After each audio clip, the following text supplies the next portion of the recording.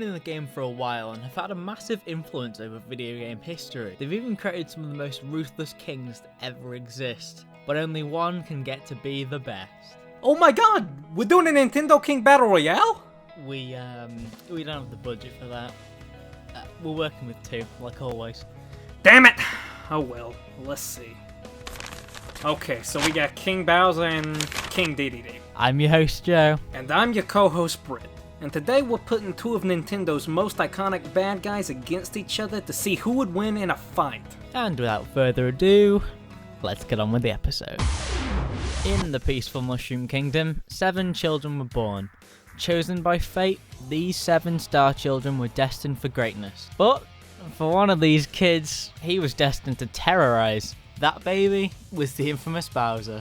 They really need to be more specific on these destined for greatness things. Despite his undeniable royal heritage, Bowser's only real parent growing up would be the magician Kamek. However, when he became an adult, he took the throne as the king of the Koopa Kingdom and started his quest to conquer the Mushroom Kingdom. By turning everyone into bricks?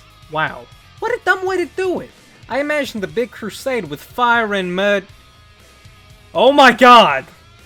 That means all those bricks we broke were people! Yeah, don't think too hard on that. Anyway, Bowser's evil deeds couldn't affect the Mushroom Kingdom as they were pushed back by the power of the Mushroom Kingdom's ruler, Princess Peach. Bowser had no choice but to kidnap her in order to stop any resistance. He could have even killed her, but the princess had a weapon Bowser couldn't resist. Her ass! Seriously? You're gonna say that when we're gonna get demonetized anyway? Hey, it's that of the Mario murdering spree conspiracy.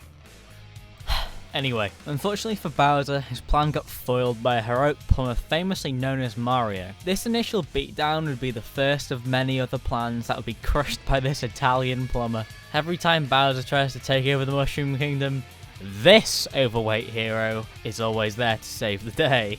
And to play sports, yeah, they do that too. Even when Mario's missing, his plans are doomed to bite the dust.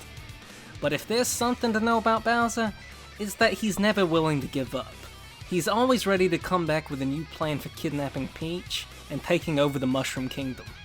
Bowser is an incredibly tough character that has an impressive list of powerful moves, weapons and powers. His indestructible shell is great for defense, but it's also an arsenal on its own. He can crawl back into his shell and spin at a high speed to attack his foes like a sentient Beyblade, form a second frontal shell and roll like a giant spike ball, or even shoot the spikes out of his shell for long-range attacks. Bowser also fights with his claws, fists, teeth, and iconic fire breath, which apparently works underwater too, despite being, fire. Oh yeah, I forgot about his inhalation move. This can be used defensively, but it's hardly something he uses often as he needs synergy with the Mario Brothers to use it effectively. Can't forget about all you Vor enthusiasts out there. He also has a large arsenal of throwing weapons. Spike balls, more balls, hammers, bombs, Mecha Koopas, a spiked bat, and even a giant Morning Star.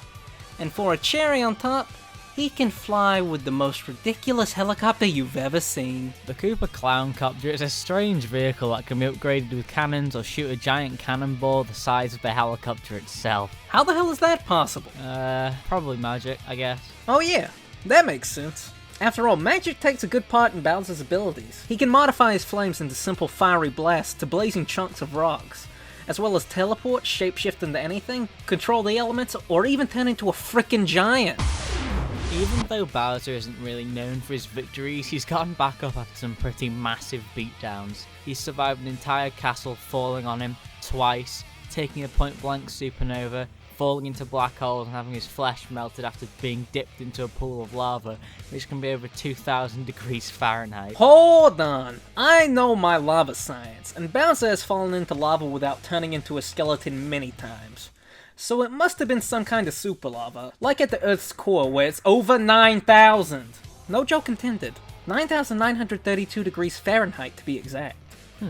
That's surprisingly clever coming from you, Britt. I might have misjudged you. These bricks were people, Mario killed them, and they wanted to make it look like nothing! And then he had Gex and thought out online all happening over again.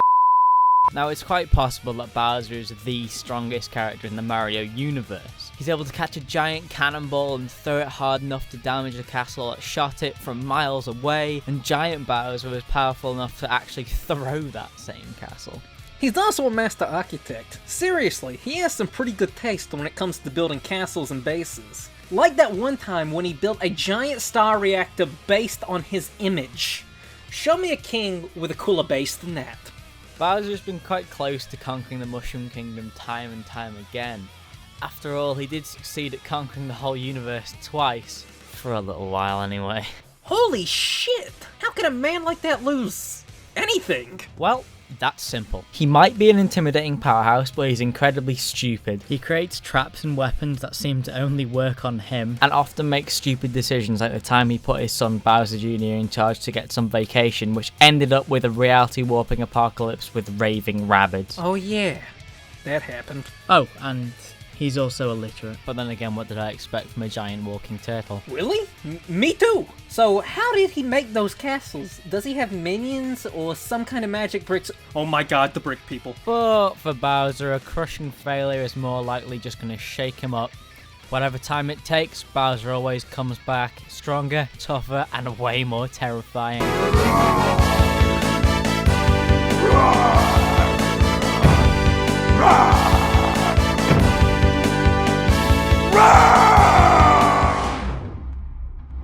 The world of Dreamland is a world that really does live up to its name. Beautiful green hills, blue skies, adorable creatures and rainbows. But within Dreamland, there's a king who rules with an iron fist, a fat, tyrannic penguin known as Dedede. Dedede quickly took control over Dreamland. With a big castle and an army of minions at his fingertips, Dedede was becoming more famous and could have all the food he'd ever wanted. Until a mysterious and adorable pink alien named Kirby crash landed on Dreamland and started to help everyone. Compared to that heroic puffball, the king's credibility started to decrease, so much that he feared the people would dethrone him. So, like any good ruler, he ordered his army to remove Kirby from the equation. That didn't work, but it turns out Kirby wasn't as much of a threat after all, and immediately befriended the king. From then on, they'd share a weird friendship or rivalry and even work together to fight world-scale threats. Dedede is a very capable warrior with a rather interesting arsenal. He can attack at distance by throwing or hitting spiky Gordos at enemies, Or by shooting them down in his sweet tank. This vehicle has a powerful cannon and is fast enough to travel across Dreamland at a high speed, but its real signature weapon is this giant-ass hammer. Dedede is a force to be reckoned with, capable of sending enemies flying with a single strike or swing. And trust me, he has no trouble swinging it like it weighs nothing. And if you'd think it was just a dumb hammer, you'd be really wrong. It can create small energy waves when it makes contact with the ground, shoot a giant bomb, and has a frickin' jet booster for good measure. Suck it, Reinhardt! And if he ever loses it, he's not really at a disadvantage because he can always just summon one out of thin air. Also though, he can't copy his foe's abilities like Kirby, but Dedede can inhale enemies and spit them back out with powerful force. Shown here, where he fires Kirby into space. He can also jump super high distances, or even inflate his body and fly like some kind of inflation fetishist. That's oddly specific. Come on, why else would you travel like that? Anyway, it's important to note the incredible fighting spirit Dedede has. When required, he can enter a state of Dedede's revenge, which slightly increases his speed, agility, and somehow turns him purple. But when he needs to bring out the big guns, he also has an extra form with more weaponry, called Mass Dedede. Just like my mighty Mass Brit form. As Mass Dedede, he gets a massive boost of speed, strength, and a mechanized new hammer that he can cover with electricity, swing like a speeding tornado of pain, and it can also double as a rocket launcher, or flamethrower. That works too. I've never wanted anything so bad in my life. Do you know how many whack-a-mole records I could decimate with that thing? That'd be glorious. Despite being a ruthless king, Dedede is actually a really great guy and has helped Kirby save Dreamland more times than not. He's helped defeat the Lord of Darkness Nightmare and the Planet Conqueror Queen Sectonia, and on the odd occasion some evildoers have even mistaken Dedede for the hero of Dreamland himself. Damn, that sucks for a villain. I mean, they're supposed to be evil and do horrible stuff. The most villainous thing he did was steal a bunch of food. As for durability, he survived being struck by lightning, having a burning house fall on top of him, and survived an explosion the size of a planet. Also, alongside his castle, he took a massive laser barrage. Take note that only one of these lasers managed to ground the halberd, and Dedede is completely fine after being hit by them. He even survived being dipped in the surface of the sun. Ah, grilled penguins, my favorite. Not only that, but he's had his stomach ripped open through possession twice. Could endure being fired through multiple layers of rock and was perfectly fine. The game says it was a feat too, so shush. Oh, and one last thing. He already beat Bowser in Smash, kinda. Hey, why don't we just settle this in Smash 2? That's not what people want to see. Everyone wants to see us settle it in Smash! Anyway, he's also pretty quick when flying. He was once able to keep up with the Warp Star, an object that can move at the speed of light. Keep in mind that the speed of light is over 600 million miles per hour. Damn, there's big numbers there. I wonder how he keeps losing with all that power. Well, I'll tell you. Just like any typical Nintendo villain, he's an idiot. And that's kind of putting it nicely too. He has a pretty childish mind, letting him get angry and impatient rather quickly. Or, occasionally, the total opposite, acting like a coward when facing a more intimidating foe. And a result of that, he's been manipulated plenty of times. Yeah, even with a hammer, he's not the sharpest tool in the shed. Wait a second. Anyway, he may be fast in the sky, but his speed on the ground is pretty limited. Plus, you can only imagine how slow he is with a thick piece of metal on his face. Not only that, Master Dedede is far from indestructible. But, despite his recklessness, when Dreamland is in danger, you can certainly count on this hammer-wielding warrior to take action and fight for his kingdom. And steal their food afterward. How could you say no? Having dinner at your house ain't so bad. We should do this more often. No, I mean yes, Majesty. But with all that being said, it's now time for our combatants to go head to head. Let's push their limits!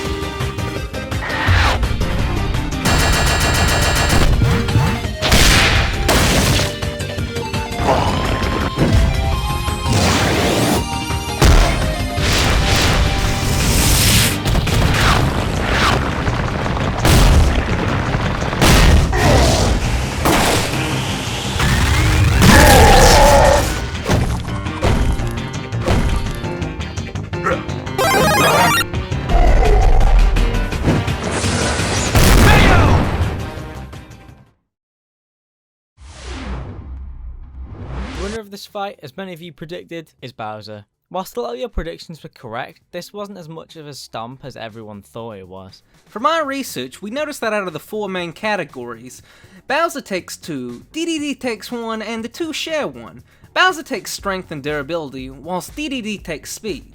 The only category that we believe they shared was intelligence, though I'm sure a lot of people have differing opinions on which dumbass is the smartest dumbass.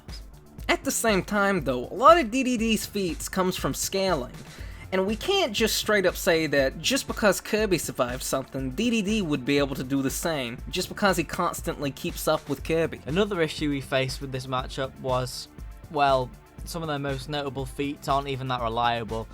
A lot of people don't believe Bowser survived the universe destroying explosion, but at the same time a lot of people do. It just entirely depends on how you interpret it. So, how do we reach the conclusion Bowser would come out on top? Well, even without his debatable feats, Bowser's durability is very consistent thanks to his spiked Koopa shell, and leads us to believe that Dedede would struggle to get through his defences. Not only that, Bowser's sheer physical strength seems to exceed Dedede's own. And might I add, though experience isn't always a deciding factor, Bowser's experience with other powerful beings like, Mario would probably give him more of an edge over Dedede.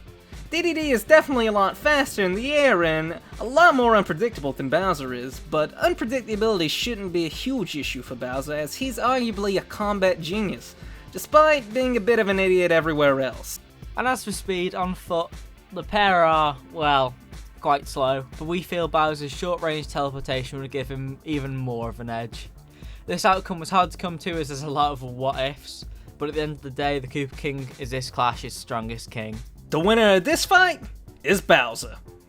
Hey everyone, I'm really sorry for interrupting, but I need to take a minute of your time to talk about some important things. As some of you might have guessed, we don't actually make any money from the animations we post on this channel. This is an issue mainly because Britt and me, to some degree, have been paying for the animations that you see on this channel out of our own pockets. Unfortunately, Britt has left FlatZone, which means that the funding we had, well, barely had, has completely gone, which means I've been pushed to make a Patreon in an attempt to save our series.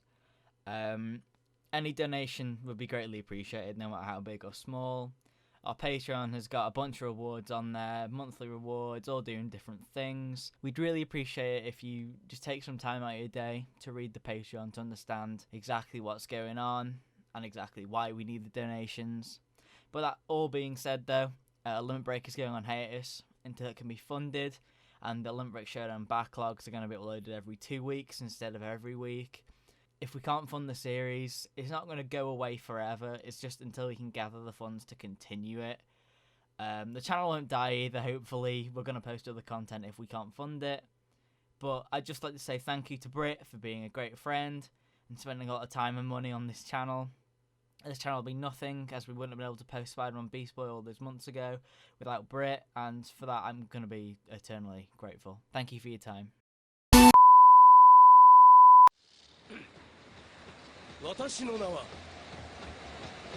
King